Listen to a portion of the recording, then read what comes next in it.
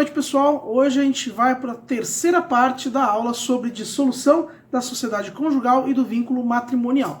A gente começa a aula falando sobre a culpa no divórcio, porque existe uma grande dúvida na doutrina atual. É a emenda 66, quando ela extinguiu a discussão de culpa ou não.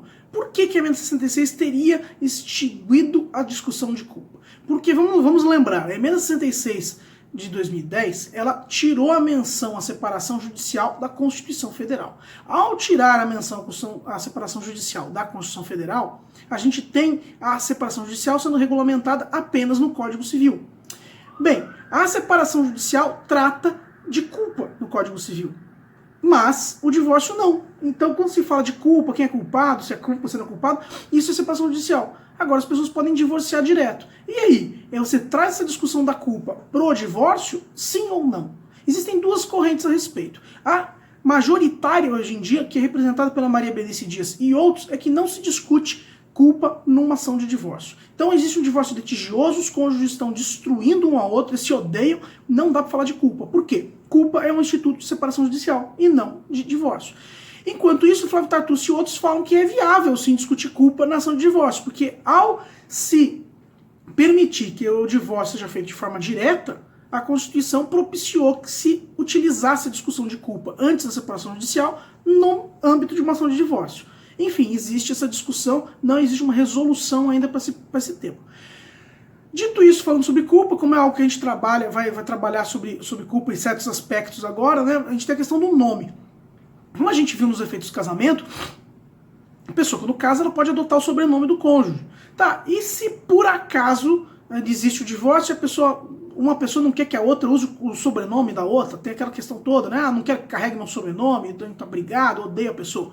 Bem, o artigo 1578 do Código Civil, ele traz essa possibilidade. Ele diz que o cônjuge declarado culpado na separação judicial perde o direito de usar o sobrenome do outro, desde que expressamente requerido pelo cônjuge inocente, então o primeiro requisito, e se a alteração não acarretar qualquer um dos três efeitos. Quais seriam esses três efeitos? Primeiro, um prejuízo evidente para sua identificação. Não pode. O segundo seria uma distinção manifesta entre o nome da família e dos filhos havidos da união dissolvida. Digamos que o cônjuge que pegou o sobrenome do outro não passou para os seus filhos o seu sobrenome pessoal original, ficou só o sobrenome do outro. Daí, para não ter essa diferença, então eu poderia manter o sobrenome. E dano grave reconhecido na decisão judicial, o terceiro inciso. E o cônjuge inocente, por sua vez, pelo parágrafo 1º desse artigo 1578, vai dizer que esse cônjuge inocente pode renunciar a qualquer momento o direito de usar o sobrenome do outro. Afinal de contas, é direito dele. E em todos os casos vai caber a opção pela conservação do nome de casado. O parágrafo 1º do 1571 diz que o juiz também pode recusar a homologação e não decretar a separação judicial se apurar que a convenção não preserve suficientemente o interesse dos filhos de um dos cônjuges. Pode acontecer de que perder o nome, o sobrenome, vai não preservar, né, os interesses desse cônjuge. Essa questão é polêmica, porque quando a gente analisa a questão do nome sob a ótica dos direitos da personalidade, vai se deixar na mão de um dos cônjuges o poder de se tirar o sobrenome de alguém. Sendo que esse sobrenome, uma vez incorporado ao nome da pessoa, ele é direito da personalidade. E o direito da personalidade ele é irrenunciável, irrevogável, intransacionável e tudo mais que a gente estudou no semestre passado. Então a gente tem esse probleminha. Hoje, como o nome é um direito fundamental da personalidade, que envolve inclusive a dignidade da pessoa humana, o impacto da culpa em relação ao nome foi muito diminuído, foi substancialmente diminuído. Então a doutrina mais moderna hoje estabelece, com o apoio da jurisprudência, que acaba sendo faculdade do ex-cônjuge manter ou não o sobrenome do outro, independentemente de discussão de culpa.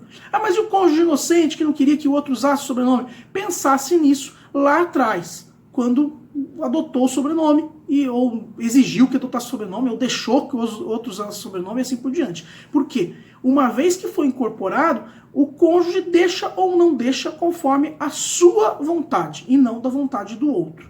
Ok? Esse é o entendimento da doutrina e da jurisprudência mais modernas.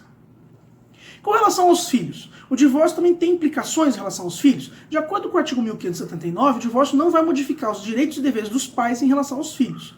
E o parágrafo único diz que o novo casamento de qualquer dos pais ou de ambos, não vai importar restrições aos direitos e deveres previstos no artigo 1579. Então, isso daí deveria ser meio óbvio, mas assim, às vezes o nosso legislador ele fala obviedades porque no mundo social as pessoas parecem que não entendem isso. Com o fim do casamento, existindo filhos menores ou incapazes, vai ter discussão de guarda. Beleza, esse é outro ponto que a gente vai chegar em seguida. Mas o importante para a gente analisar aqui pelo caput do artigo 1579 é que não importa se os pais estão casados ou não, se houve divórcio ou não, se houve separação de fato ou não, os deveres e direitos que eles têm em relação aos filhos permanecem os mesmos. Eu até falo que, do ponto de vista de técnica legislativa, esse artigo tem muito mais a ver com a parte de filiação, o poder parental e tudo mais, a autoridade parental, o poder familiar, do que com o divórcio em si. A pessoa tem que saber que uma vez que ela tem um filho, não interessa o seu estado civil. Os direitos e deveres que ele vai ter enquanto pai, enquanto mãe com relação aos filhos, continuam os mesmos. Certo? Então, eu falei que ia falar de guarda, né? Agora chegou o momento de falar de guarda.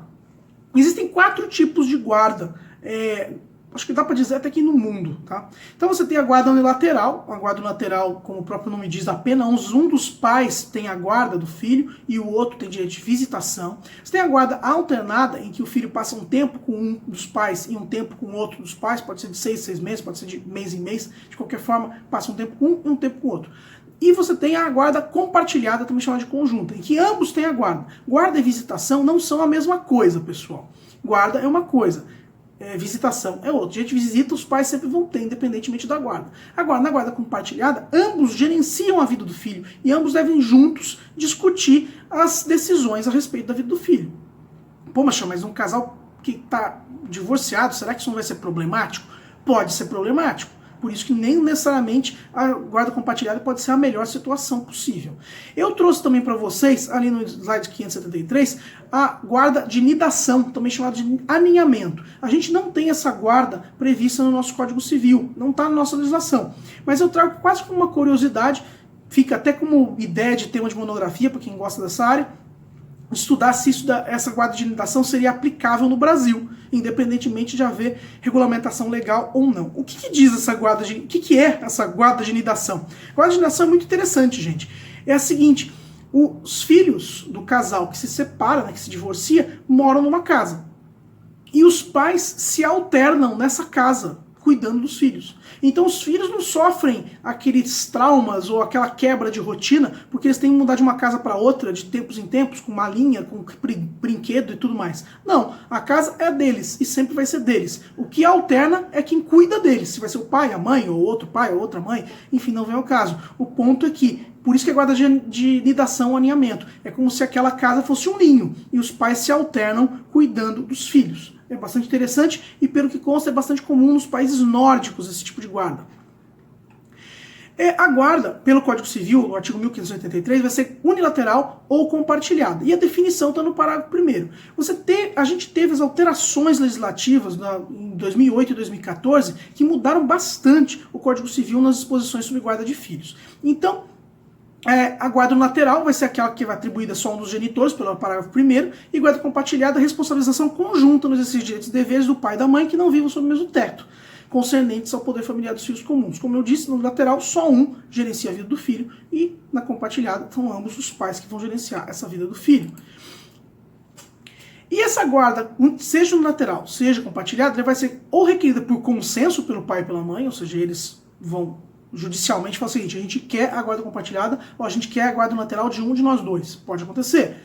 E, alternativamente, pode acontecer por ser decreto do juiz. Então o juiz pode analisar as necessidades do filho, especificamente, e daí ver qual que é a distribuição de tempo desse com o pai e com a mãe e determinar qual que vai ser a melhor guarda possível, se compartilhada, se unilateral.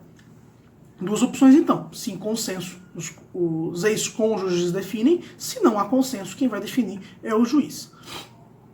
Numa separação de corpos, pelo artigo 1585, pode acontecer que você pode já fixar liminarmente a decisão sobre guarda de filhos. Porque, afinal de contas, se houve a separação de corpos do casal, o juiz já determinou que eles não podem mais viver juntos, na mesma decisão já se pode falar sobre para quem que vai ficar o filho provisoriamente em questão de guarda. Ok? Isso é semi-procedimental, processual, mas de qualquer forma é importante a gente avaliar que essa separação de corpos pode ter como efeito também a determinação liminar e provisória da guarda. Se houver motivos muito graves, de acordo com o artigo 1586, o juiz pode, a bem dos filhos, regular de maneira diferente, estabelecendo nos artigos, a situação deles para com os pais. Eles podem falar o seguinte, ó, o juiz pode aferir que nem o pai nem a mãe tem a menor condição de cuidar daquele filho, e falar assim, ó, quem tem a guarda desses crianças agora vão ser os avós, vão ser os tios, vão ser os primos. Pode acontecer, nada impede, porque pode acontecer do juiz identificar que nenhum dos dois é apto para gerenciar a vida desses filhos. E se houver invalidade do casamento? Pelo que 1587, havendo filhos comuns, vai se observar o que foi disposto nos artigos anteriores. É o tipo do dispositivo que eu, pessoalmente, acho totalmente desnecessário.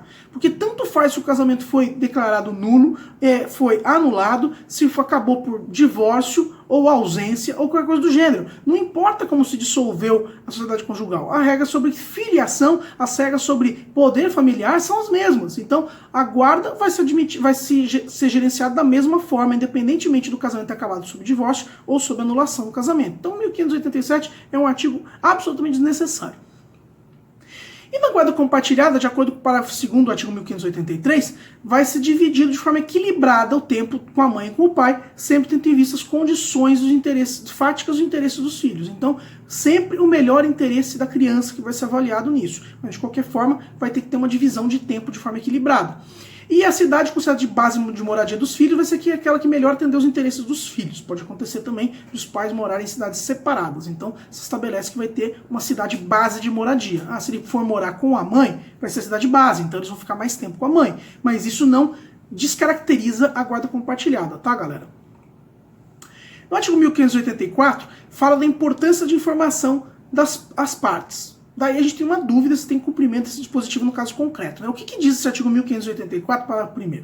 Nesse artigo, se fala que na audiência de conciliação, o juiz vai informar o pai e a mãe o significado da guarda compartilhada, a sua importância, a similitude de direitos e deveres atribuídos aos genitores e sanções pelo descumprimento de suas cláusulas. Será que existe esse cumprimento do dispositivo no caso concreto? Será que efetivamente os pais são informados sobre isso? Pessoal que trabalha em vara de família aí pode comentar no Classroom para ver se isso efetivamente acontece ou não, porque o artigo 1584, parágrafo 1º, determina que isso aconteça.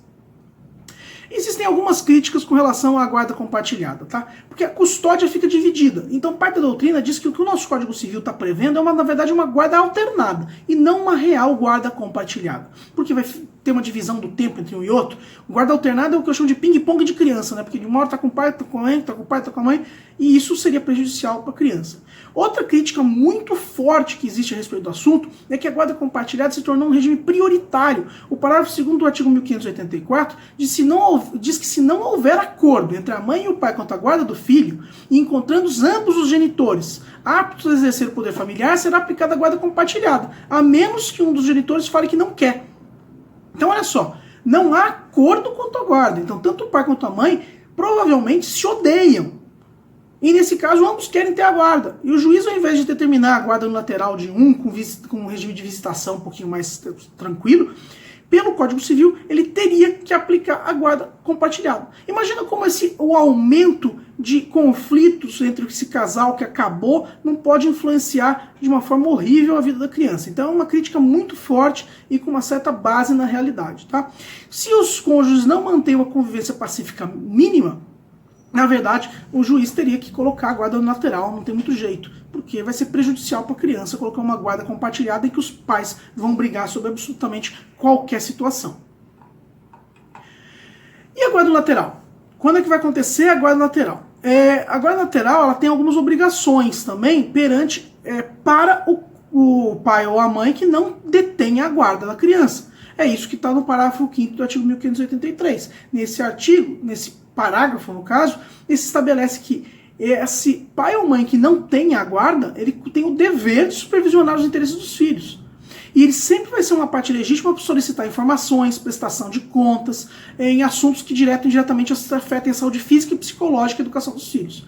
Então, não é porque a pessoa não tem a guarda da criança que ela se exime de qualquer tipo de dever. Não, por mais que ele não tenha a guarda unilateral, esse ex-cônjuge, esse pai ou mãe, tem o dever de fiscalizar, saber se está tudo certinho, pedir prestação de contas e tudo mais. Por quê?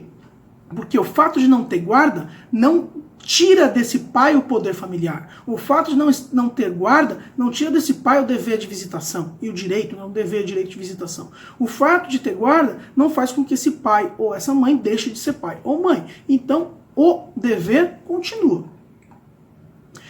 E se o juiz verificar que o filho não deve permanecer sob a guarda do pai ou da mãe? Nesse caso, como eu disse, né, o juiz pode atribuir a guarda a uma outra pessoa que tenha compatibilidade com a natureza da medida. Vai ser considerado, nesse caso, preferência, grau de parentesco, relação de afinidade e afetividade. É o que está descrito no artigo 1584, parágrafo 5º do Código Civil. Então, você tem essa abertura para o juiz de determinar que a guarda fique com outra pessoa que não o pai ou a mãe, que muitas vezes podem estar ou em pé de guerra, ou então ambos não têm condições de cuidar de uma criança. Daí, nesse caso, pelo parágrafo 5º do artigo 1584, o juiz pode determinar que a guarda seja exercida por outra pessoa.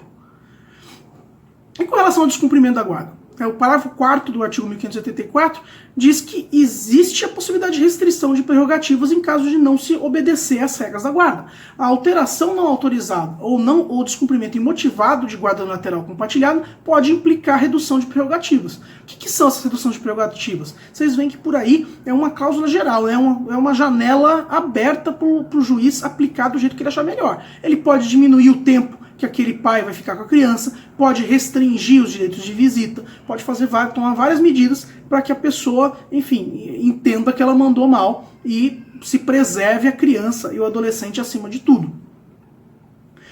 E com relação ao novo casamento?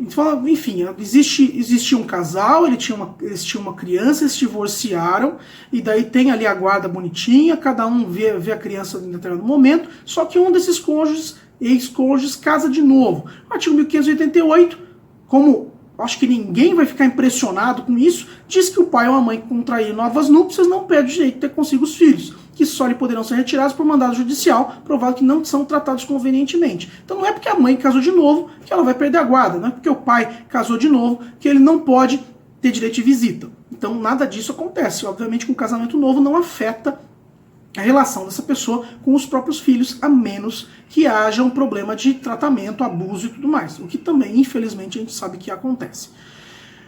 E tem também a previsão de informações sobre os filhos. Vocês veem que tem uns dispositivos muito técnicos e muito específicos no Código Civil, tanto que tem gente que até fala que existem dispositivos que não deveriam estar no Código Civil, e sim, por exemplo, no ECA, no Estatuto da Criança e do Adolescente. É o que consta no artigo 1584, parágrafo 6º. Vejam só se esse dispositivo faz qualquer sentido para constar no Código Civil. Qualquer estabelecimento público-privado é obrigado a prestar informações a qualquer dos genitores sobre os filhos destes, sob pena de multa de R$ 200 a R$ 500 por dia pelo não atendimento de solicitação. Gente, isso não tem nada a ver com o Código Civil. Isso não é relação entre particular, ou melhor, até mas tem a ver com você cuidar de filho e a escola, estabelecimento público-privado.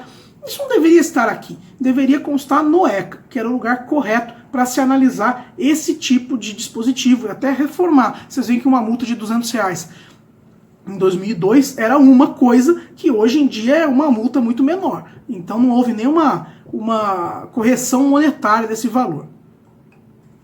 Com relação ao direito de visitas, né, que eu venho mencionando aqui, o 1589 ele trata especificamente do direito de visitas. O pai ou a mãe que não tem a guarda dos filhos pode visitar os filhos e terem eles em sua companhia, segundo o que acordar com outro cônjuge fixado pelo juiz.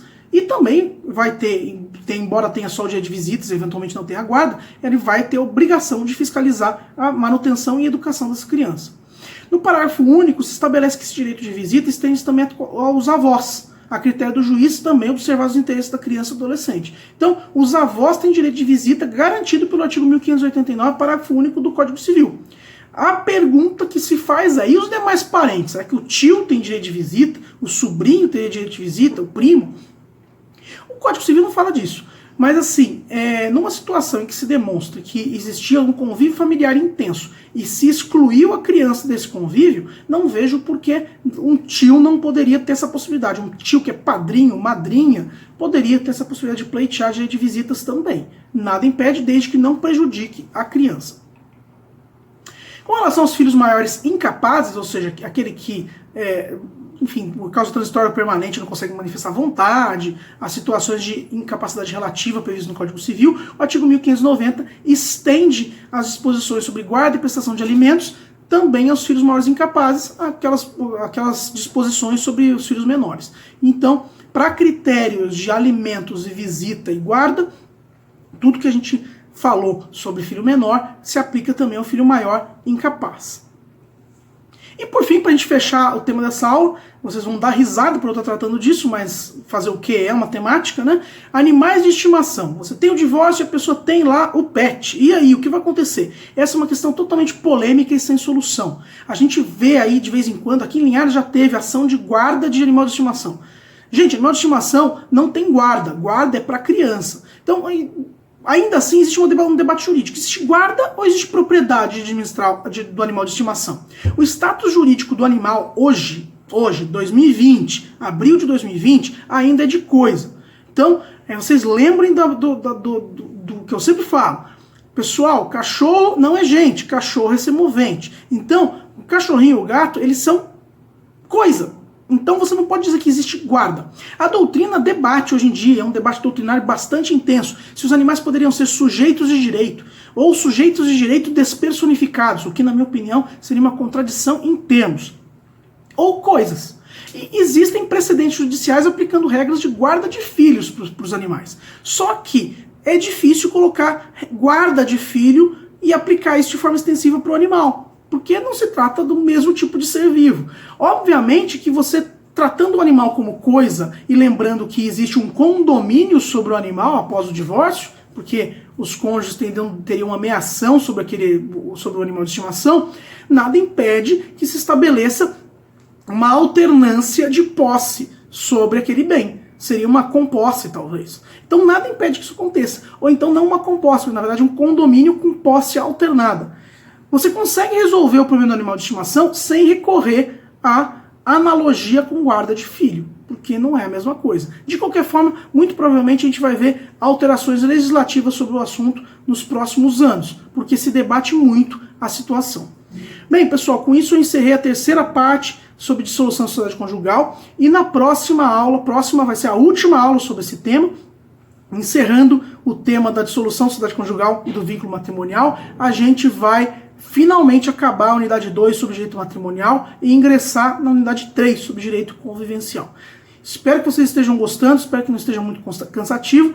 Interajam comigo no Google Classroom, vocês não estão perguntando absolutamente nada e eu fico preocupado porque, obviamente, a aula de direito de família é sempre uma aula que o pessoal conta muita coisa. Então, interajam ali, porque depois fica próximo da prova, daí fica difícil de interagir. Tá bom? Então, até a próxima, pessoal.